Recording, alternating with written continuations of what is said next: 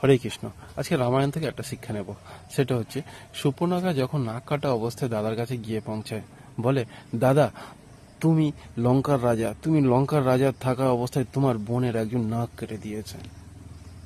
সেই অবস্থায় দেখে লঙ্কার রাজা রাবণ রাগান্বিত এবং দুর্ধর্ষভাবে গর্জে ওঠে এবং বলে, সব জায়গায় আমি আগুন লাগিয়ে দেব। এবং তাইও করে, মা সীতাকে অপহরণ করে সে। এখানে যদি রাবণ তার বোনকে 3টে কোশ্চেন করত। 1 নম্বর হচ্ছে, বোন তুমি কেন ওখানে গিয়েছিলে?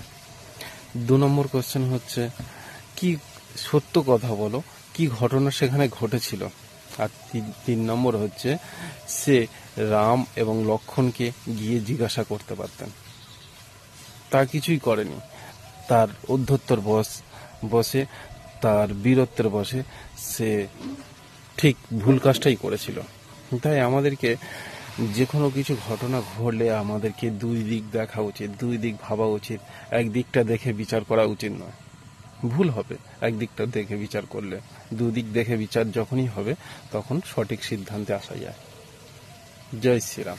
সবাই ভালো থাকবে, বাবা মাকে খেয়াল রাখবে।